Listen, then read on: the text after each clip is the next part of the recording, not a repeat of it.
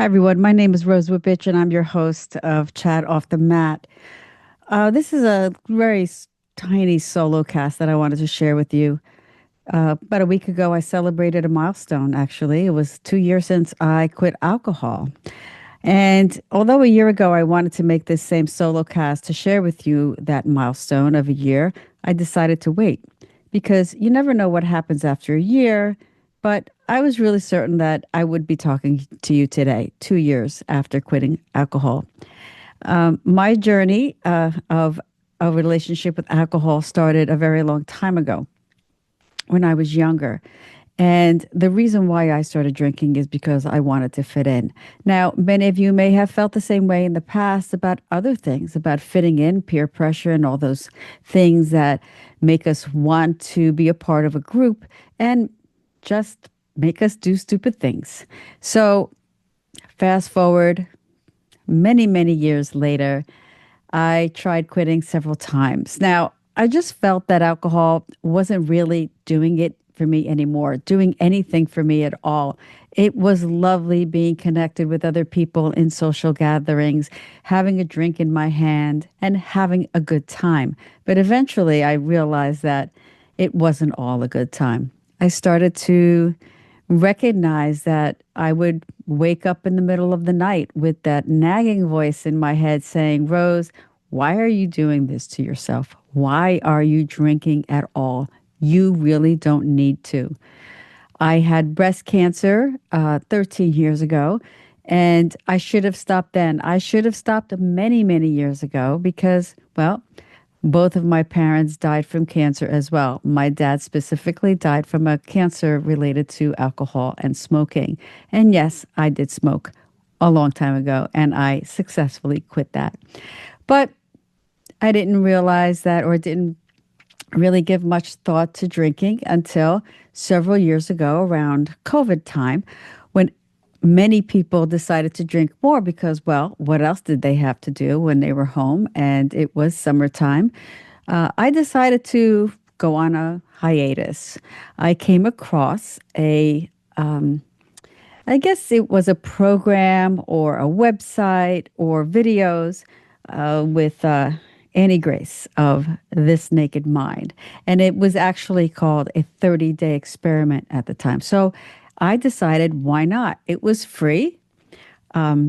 She gave us very small, sizable videos to watch that were informative, not like Alcoholics Anonymous, which I've never been to, but I've heard that those groups are mostly about sharing, where these videos were about what does alcohol do to you? What does it do to your brain? Okay, so a very science backed program. And at the time during COVID, I actually stopped drinking for, I think it was about 3 months. Thought I could go back and moderate. You know, I really loved my wine. My husband and I collect wine from our various trips to Napa and Sonoma. So I really enjoyed wine with my meals. And during COVID, I actually stopped everything. But then again, like I said, I thought I could go back and moderate, and it didn't work out. Moderation really doesn't work out.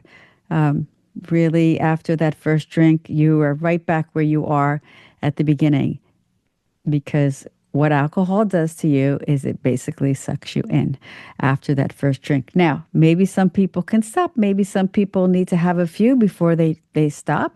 But for me, well, I decided a few years later that I really wanted to stop totally. What I did is, well, one, I prayed a lot. And I asked my archangels, specifically Archangel Raphael and Archangel Michael. Raphael is a healing archangel that I often use for Reiki. And Archangel Michael is someone who protects us.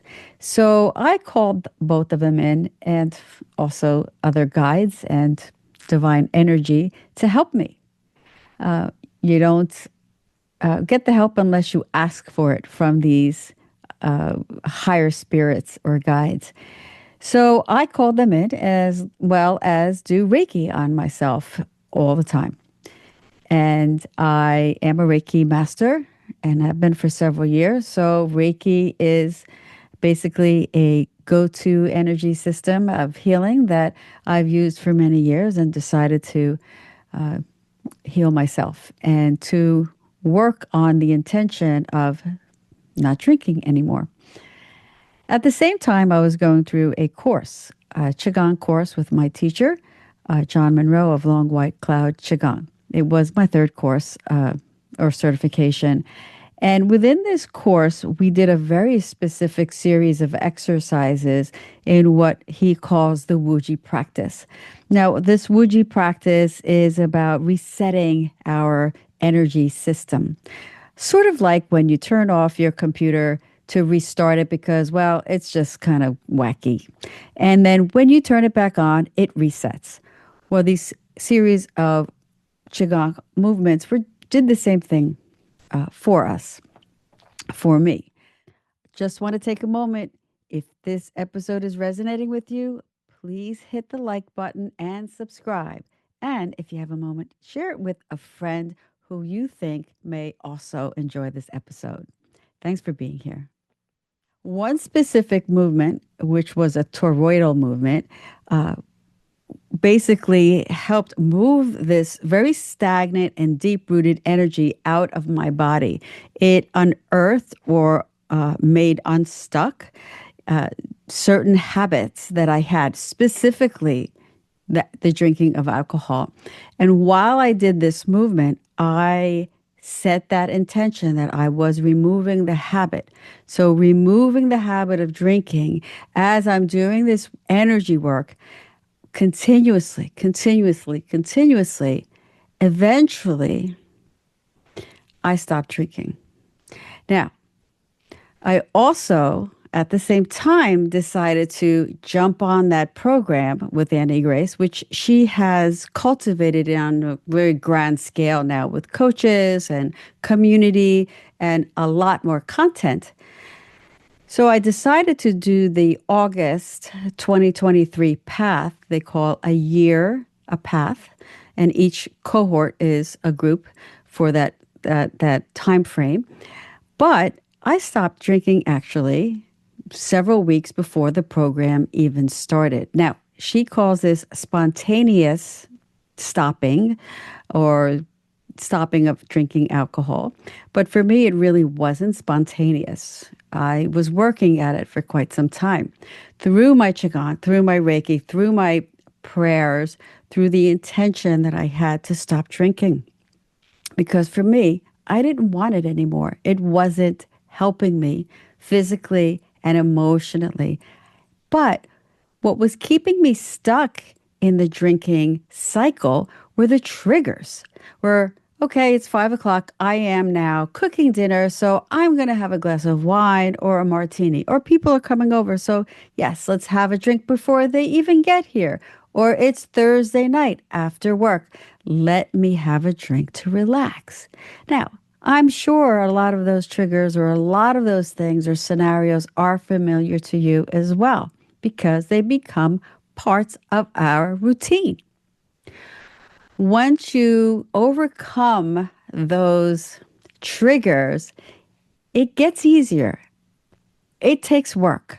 It wasn't just that easy. Yes, I stopped drinking spontaneously, so to speak, but I continued with learning the material, learning the information, learning about the triggers and what alcohol does to the brain, to the body. And also being in a community of other people who were struggling to stop, many of whom couldn't because it was so ingrained in them. And when we suffer in some way emotionally and even physically, we hold on to something that we feel helps us. And maybe for many years, maybe that's what I had as well. Maybe that was a subconscious trigger for me that I let go eventually after doing all of the work on myself, right? But I continue to do the work. I continue to overcome some of those triggers.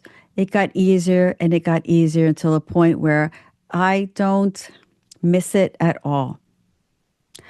Now, the hardest thing for me, I think, was being with other people in a social gathering, my friends specifically, and wondering what they thought of me because, well, I wasn't drinking. Were they going to question me? Were they going to judge me? Were they going to still be my friends? And when I owned the fact that I wasn't drinking, when they said, "Well, do you want to drink?" I'm like, "No, I'm not drinking anymore." Oh, well, they would say, "Well, I don't drink that much either." Well, and I would say, "Well, it's okay. You can drink as much as you'd like. I just don't want to drink anymore. I choose not to." And as Annie Grace says, I can choose to have a drink anytime. I just choose not to have one. So after a while, they didn't care. And I felt okay. I felt great about my choices. I owned my choices. And I just marched on into continuous, being alcohol free. So there's a lot of material out there now. More and more people are writing about overcoming our habits. It's not just drinking. It could be anything. It could be nail biting. It could be, anything that you do consistently in your life that maybe you lost interests, but it's really hard to break. Smoking is one of them. There could be other things that you do, even shopping or gambling. Those are all addictive behaviors that, we easily become a part of our routine. Right. But I wanted to share this with you because, well, one, I'm very proud of myself for not drinking for 2 years. And it's a long road or it could be a challenge to stop, but you can do it. If you have that desire, there are resources out there, just like the ones that I mentioned. Well, Annie Grace, This Naked Mind being one of them. A physical practice that you do with the intention of specifically maybe breaking habits. Journaling was huge for me. I would journal about, well, first I started journaling about why I really didn't want to drink anymore and how I felt every night. And that voice inside my head that kept beating me up over and over. And I was finally tired of that stupid, silly voice constantly berating me. And just my spiritual practice, my Reiki, and that helped really center me and guide me as well. So yeah, you're strong. You can do it if you so choose to. Now, you may not choose to, and that's okay too. But I hope that maybe I said something in this episode that inspires you, maybe to try or to seek out resources for yourself. Maybe have a think about it. You don't have to jump on something right away. You can think about how it makes you feel, whatever that is for you. So I just want to say, I really appreciate that you're listening to my personal story. I really don't share a lot of my personal stories on my podcast. I usually have a platform for others, but sharing my personal story is really healing for me.